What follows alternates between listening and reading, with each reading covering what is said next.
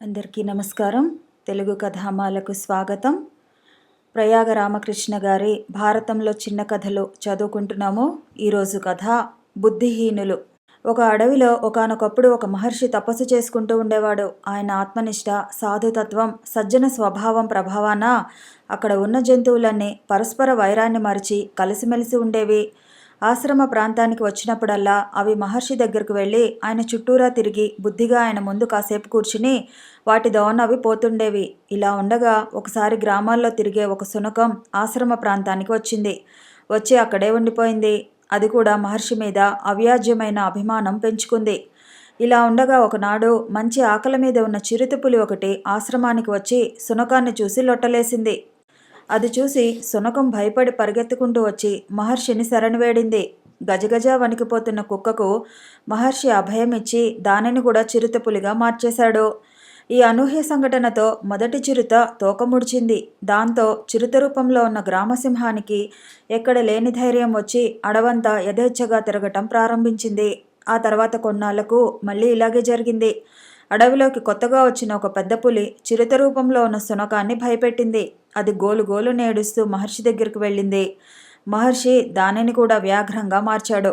పెద్ద పులిగా మారిపోవడంతో కుక్కకు అప్పటి వరకు ఉన్న సాత్విక స్వభావం, విశ్వాసం అన్నీ క్రమంగా సన్నగిల్లాయి. మాంసాహారానికి అలవాటు పడింది. కానీ తన సహజ లక్షణాల్లో ఒకటైన భయం మాత్రం కుక్కలో తొలగలేదు. ఇంకెప్పుడో ఒకసారి మదపటేనుగును చూసి, మరోసారి సింహాన్ని చూసి భయపడితే మహర్షి కుక్కను కూడా ఏనుగుగా, సింహంగా మార్చేశాడు. అయితే కుక్క ఎప్పుడైతే సింహంగా మారిందో అప్పటి నుంచి అది భయంకరమైన క్రూరత్వాన్ని ప్రదర్శిస్తూ అడవిలోని జంతువుల్ని ఆశ్రమ ప్రాంతానికి రాకుండా చేసింది. ఇలా కొంతకాలం గడిచాక 8 కాళ్ళు, నెత్తిమీద కళ్ళు ఉండి సింహగజాలు కలగలసిన రూపంతో ఉన్న అతి భయంకరమైన శరభమృగం అడవినంతా చికాకుపరుస్తూ అక్కడకు వచ్చింది. మళ్ళీ కథ మామూలే. మహర్షి దయవల్ల కుక్క శరభంగా మారిపోయింది.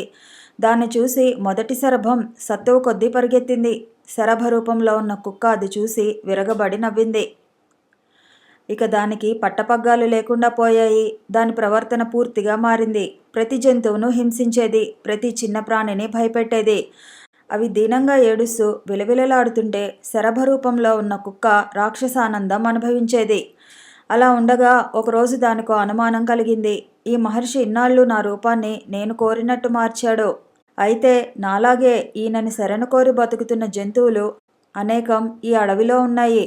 వాటికి కూడా నాలాగే ఎప్పుడో అప్పుడు ఏ ఆపదో ముంచుకు వచ్చి ఈయనని శరణు కోరితే వాటిని కూడా మహర్షి పులిగానో, సింహంగానో, అంతకంటే ఇంకా ఏదైనా పెద్ద జంతువుగానో మార్చవచ్చు. అప్పుడు నాగతేమిటి అనుకుంది. ఆలోచించగా దానికి ఒకటే మార్గం తోచింది. మిగిలిన జంతువుల వేటికి తనలాంటి అదృష్టం పట్టకుండా ఉండాలంటే మహర్షిని హతమార్చటమే పరిష్కారం అనుకుంది. తనను చేరదీసి అన్ని విధాలా కాపాడుతూ వచ్చిన మహర్షి పట్ల దానికి కాస్తంతైనా విశ్వాసం లేకపోయింది. పైగా ఘాతుకానికి కూడా ఒడిగట్టింది. తనే అందరికన్నా అధికురాలిగా ఉండాలన్న స్వార్థం, తనకు కలిగినంత ఉన్నత స్థితి మరెవరికీ లభించకూడదన్న ఓర్వలేనితనం కుక్కను నిలువెల్లా అవహించి అసలు మహర్షినే అంతం చేయాలన్న హీనమైన ఆలోచనకు వచ్చింది. త్రికాల జ్ఞాని అయిన మహర్షికి శరభరూపంలో ఉన్న కుక్క మనసులోని చెడు ఆలోచన తెలిసిపోయింది. మరుక్షణంలో దానిని మునుపటి శునక రూపానికి మార్చేశాడు. ఈ కథ చెప్పి నారదుడు, ధర్మరాజా చూసావా, అందుకే అనర్హులు ఆదరణీయులు కారు. ఎవరికైనా ఏదైనా ఇచ్చేటప్పుడు వాళ్ళ వ్యక్తిత్వం అందుకు అర్హమా కాదా అన్నది చూడాలి. కులం చూసుకుని గుణగణాలు వదిలేయకూడదు. శౌర్యం, సత్యం, మంచి చెడుల విచక్షణ, వినయ విధేయతలు, భక్తిభావం, గాంభీర్యం కలిగిన మనిషి ఏ కులం వాడైనా అన్ని పదవులకు అర్హుడే. వారి వారి స్వభావాన్ని అనుసరించి మనుషుల్లో ఉత్తమ, మధ్యమ, అధముల్ని నిర్ణయించుకొని వాళ్లకు ఆయా పదవులు ఇస్తూ ఉండాలి. నేర్పు, సాహసం, భక్తి, సత్ప్రవర్తన గల పరివారం గనుక ఉంటే ప్రభువు లోకాల్ని ఏలగలడు, ప్రజల మనసులను గెలవగలడు అని బోధించాడు. రాజు మెత్తగా, మృదువుగా మాట్లాడాలి. తన మంత్రాంగాలేవి బయటకు రానియకూడదు.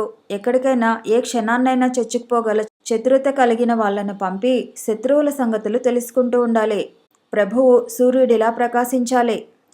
రాజుగారి ఆగ్రహానికి, అనుగ్రహానికి కూడా ఫలితం ఉండాలి. ఆదాయ వ్యయాలను సరిచూసుకుంటూ ధనాగారాన్ని రక్షించుకుంటూ అప్రమత్తుడై ఉండటం రాజుల లక్షణం అని నారదుడు హితవు చెప్పాడు.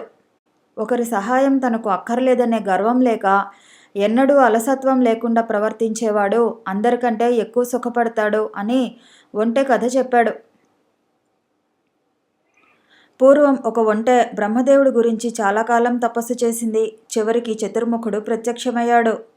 మహానుభావ, నా మెడ 100 యోజనాల పొడుగు పెరిగేటట్టు అనుగ్రహించండి అని వరం కోరుకుంది. అలాగే అని వరమిచ్చి విరించి అంతర్ధానమయ్యాడు. వరం సంపాదించాననే గర్వంతో ఎవరి సహాయము కోరకుండా ఎవరితోనూ కలిసిమెలిసి ఉండక ఒంటరిగా బద్ధకంగా జడ పదార్థంలా ఉంటూ ఉండేది ఒంటె. ఓసారి కదలకుండా పడుకుని తన పొడుగాటి మెడసాచి అడవిలో ఒక చోట మేస్తోంది. అప్పుడే పెద్దగా గాలి వాన వచ్చాయి. ఆ ఒంటె వెంటనే తన తలను ఒక గుహలోకి దూర్చి హాయిగా నిద్రపోయింది. అంతలో ఒక నక్క తన భార్యను వెంటబెట్టుకుని ఆ గుహలోకి వచ్చింది. రెంటికి ఆకలి మండిపోతుందేమో ఎదురుగా ఉన్న ఒంటె మెడ అమృతంలా కనిపించింది. ఆబగా కొరుకు తినడం ప్రారంభించాయి. ఒంటెకు నొప్పి కలిగి మెడ విదిలించేసరికి నక్కలు 2 ఇంకా గట్టిగా కొరికాయి. పాపం ఒంటె ఇంకా మెడను వెనక్కి తీసుకునే అవకాశం లేక చచ్చి ఆ నక్కలకు ఆహారమైంది. అందుకే అలసత్వం పనికిరాదు అని ముగించాడు మహర్షి. ధర్మరాజు కృతజ్ఞతగా చేతులు జోడించాడు.